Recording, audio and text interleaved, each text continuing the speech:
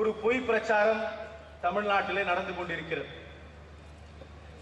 Letter bad கட்சிகளும் ஓடாத படத்திற்கு வசனம் எழுதுபவர்களும் மேடையிலே ஏறி 125 ஆண்டுகளுக்கு மேலாக இருக்கும் ஒரு கட்சியை பார்த்து நாம் ஒரு இனப்படுகொலைக்கு வழி போகிறோம் என்ற ஒரு பொய்யான பிரச்சாரத்தை நம் மீது வைக்கிறார்கள். அந்த பிரச்சாரத்திற்கு என்னை பொறுத்தவரை இன்னும் நாம் முழுமையாக பதில் சொல்லவில்லை. சஞ்சய் காந்தி வழியில் வந்தவர்கள் எங்களுக்கும் பதில் கொடுக்க தெரியும். இந்த திருமாவளவன் ஏளனமாக பேசுகிறார். நான் திருமாவளவனத்தை பாட்டு கேட்கிறேன்.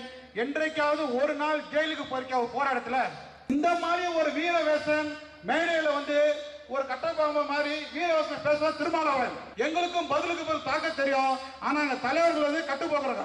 அப்பேற்பட்ட ஜெயலலிதாவே அதிமுக கட்சியை வந்து காங்கிரஸ்ல மண்டிட்டு அவங்களுக்கு தெரியும் எங்க பவர். புரட்சி தலைவர் எம்ஜிஆர் தெரியும். அவர் சொல்லுவார் அடிக்கடி அவங்க கட்சிக்காரங்கள்ட்ட, நம்ம கட்சி வந்து கும்மிடிப்பூடி தாண்டா தெரியாது, இந்த பக்கம் போனா பாண்டிச்சேரி தாண்டா தெரியாது. புரட்சி தலைவர் எம்ஜிஆர் மிக்க செல்வாக்கு மிக்க தலைவர்.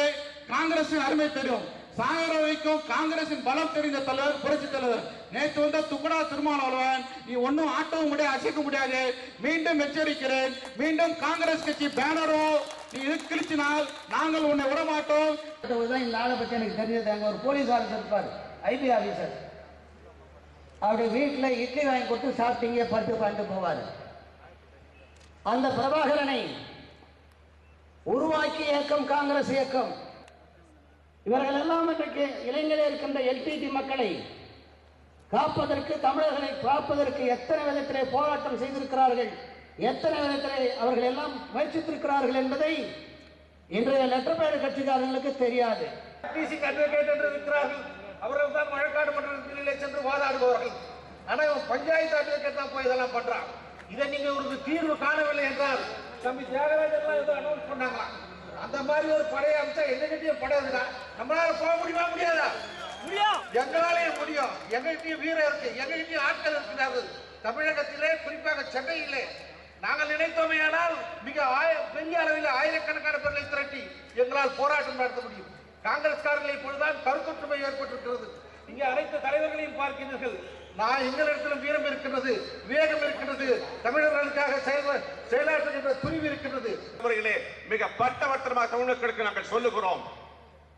ராஜீவ்காந்தி ஜெயவர்தனை ஒப்பந்தம் ஒப்புக்கொள்ளப்பட்டால், நிறைவேற்றப்பட்டால் இலங்கையிலே வாழுகிற அப்பாவி தலைவருக்கு அத்தனை பேருக்கும் நிம்மதி வரும், வாழ்க்கை வரும், வசந்தம் வரும் என்று சொல்கிறேனே, அதுதான் நடக்கப் போகிற உண்மை, அதுதான் நடக்க வேண்டிய செய்தி. இந்த செய்தியை நிறைவேற்றுவதுதான் மத்திய அரசின் கடமை. அந்த கடமை நிறைவேற்றுவதற்கு அன்னை சோனியா காந்தி மிக அழுத்தமாக, மிக தீர்க்கமாக நம்முடைய அரசாங்கத்தின் வழியாக இதை செய்து கொண்டிருக்கிறார்களே, அவர்களுக்கு துணையாக இல்லாமல், பாரத பிரதமர் துணையாக இல்லாமல், மத்திய அரசுக்கு துணையாக இல்லாமல், மாநில அரசுக்கு துணையாக இல்லாமல் இங்கே தனித்தனியாக இங்கே கூட்டம் போடுவதாலே, கூச்சல் போடுவதாலே இலங்கை தமிழுக்கு வாழ்வு வராது. நம் மொழி பேசுகிறார்கள் என்பதால் அவர்கள் நம்பவர்கள் என்று அவர்களை நாம் ஏற்றுக்கொள்கிறோம். அந்த தமிழர்களுக்கு ஒரு தீங்கு ஏற்பட்டால் நம்முடைய மனம் பதைக்கிறது என்பது இயல்பு. அவர்களுக்கு உரிமைகள் மறுக்கப்பட்டால் நம்முடைய உரிமைகளே மறுக்கப்பட்டு விட்டதைப் போல நாம் துடிக்கிறோம் என்பது இயல்பு. அந்த உணர்வுபூர்வமான உறவு இருந்தாலும் அவர்கள் இன்னொரு நாட்டினுடைய குடிமக்கள் என்பதை மறந்துவிட முடியாது. இலங்கை என்பது இந்தியாவுடைய சமஸ்தானம் அல்ல. 1985 இந்த பிரச்சனையை நான் நெருக்கமாக கவனித்து வருகிறேன். 1985 என்பது இன்று இலங்கை தமிழர்களுக்காக போராடக்கூடிய சில அரசியல் கட்சிகள் தோன்றாத ஒரு ஆண்டு. இன்று இலங்கை தமிழர்களுக்காக புதிய போராளிகளாக தமிழ்நாட்டின் வீதிகளிலே உலா வருபவர்கள் அரசியலுக்கு வராத காலம்.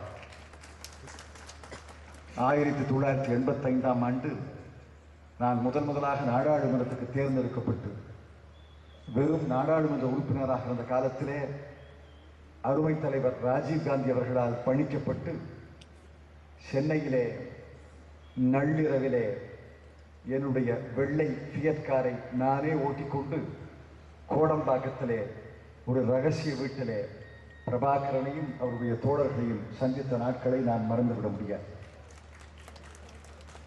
அந்த பிரபாகரன் மட்டுமா இருந்தார், அங்கே ஸ்ரீ சபாரத்னம் இருந்தார், அங்கே உமா மகேஸ்வரன் இருந்தார், அங்கே பத்மநாபா இருந்தார், அங்கே பாலகுமாரன் இருந்தார். ஸ்ரீ சபாரத்னம் இப்பொழுது எங்கே இருக்கிறார்? உமா மகேஸ்வரன் எங்கே இருக்கிறார்? பத்மநாபா எங்கே இருக்கிறார்? பாலகுமாரன் எங்கே இருக்கிறார்? அதற்கு பிறகு அமிர்தலிங்கம் பேச்சுவார்த்தை நடத்த வந்தார். பழம்பெரும் தமிழர் தலைவர், பண்பட்டவர், அறிவாளி, பண்பாளர் அமிர்தலிங்கத்தோடு பேச்சுவார்த்தை நடத்தி இருக்கிறோம். அந்த அமிர்தலிங்கம் எங்கே இருக்கிறார்? சிவசிதம்பரம் அமிர்தலிங்கத்துக்கு துணையாக வருவார். மிக மிக அடக்கமானவர், ஆனால் மிகப்பெரிய அறிவாளி. அந்த சிவசிதம்பரம் எங்கே இருக்கிறார்? இலங்கை தமிழர்களுக்காக உலகமெங்கும் குரல் கொடுத்தான் ஒரு இளைஞன். நாடாளுமன்ற உறுப்பினராக தேர்ந்தெடுக்கப்பட்டார். நீலம் திருச்செல்வன். அந்த நீலம் திருச்செல்வன் இப்பொழுது எங்கே இருக்கிறார்? பிரபாகரன் செய்த மிகப்பெரிய தவறு என்னவென்றால், தமிழர்களுடைய அனைத்து தலைவர்களையும் கொன்றதுதான் பிரபாகரன் செய்த மிகப்பெரிய தவறு. அந்த தவறுதான் இன்னும் பிரபாகரனை துரத்துகிறது. எல்லாவற்றுக்கும் மேலாக இந்திய நாடு தேர்ந்தெடுத்த ஒரு தலைவனை இன்னும் ஒரு 10 நாட்களிலே மீண்டும் இந்தியாவின் பிரதமராக தேர்ந்தெடுக்கவிருந்த ஒரு தலைவனை கொன்றார்களே, அந்த பாதக செயல்தான் அவர்களை துரத்தி துரத்தி இந்த துன்புறுத்துகிறது.